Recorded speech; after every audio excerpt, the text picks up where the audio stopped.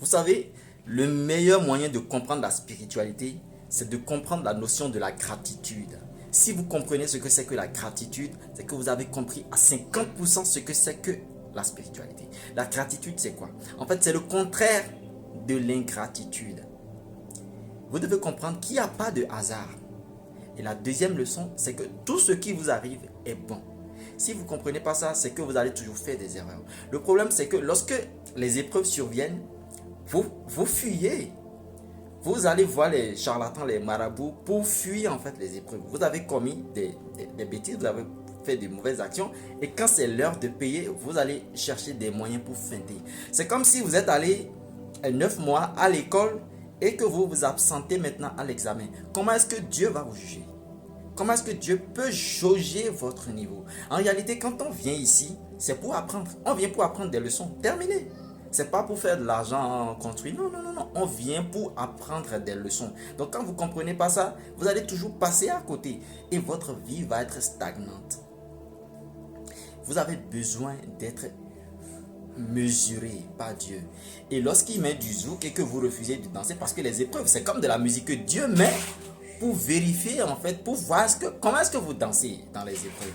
Donc quand il met du zouk et que vous ne dansez pas, alors il met du coupé décalé pour voir est-ce que vous allez encore danser. Et si vous ne dansez toujours pas, il va mettre maintenant quelque chose qui est encore plus mouvementé. Donc si vous ne comprenez toujours pas, eh bien ça veut dire que votre vie, vous acceptez ainsi que votre vie soit stagnante. Vous imaginez le Christ, il savait qu'on allait l'attraper.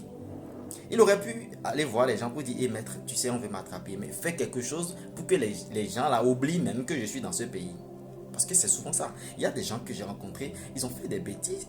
Et lorsque c'est l'heure maintenant d'être jugés, ils vont aller faire des trucs pour qu'on oublie. On oublie l'affaire. En fait, ils ne vont jamais faire face à leurs propres erreurs. Donc, ils ne vont pas passer en classe supérieure. Vous savez, ce monde, c'est comme une école. C'est comme une école. Malheureusement, nous ne sommes pas dans les mêmes classes. Donc, nous n'avons pas les mêmes épreuves. Donc, si vous fuyez constamment vos épreuves, tu es au CE2, tu refuses de passer à l'examen. Bien, tu es au CM2, tu refuses d'aller à l'examen, mais tu ne vas jamais passer en sixième. Donc, ta vie va rester stagnante. Et vous savez, lorsque tu t'incarnes, Dieu te donne certains atouts, certains avantages pour passer des leçons.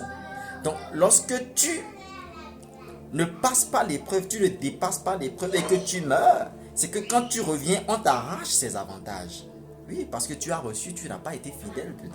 Donc, on t'arrache. Donc, quand vous voyez certaines personnes, ils ne sont pas tous d'accord. Il y a des gens qui viennent exceptionnellement pour porter le fardeau des autres. D'accord? C'est réglé comme ça. Donc, je ne parle pas d'eux. Il y a des gens c'est parce qu'ils ne travaillent pas. Ce sont des âmes paresseuses. Elles ne travaillent pas. Faites comme l'aigle. Vous savez, quand la tempête s'annonce, l'aigle se prépare et rentre dans la tempête. Donc, quand vous sentez les épreuves venir, anticipez, rentrez dedans. Ne cherchez pas toujours à fuir. Parce que derrière les épreuves se cachent les leçons. Et c'est de ces leçons que vous aurez besoin pour continuer la route.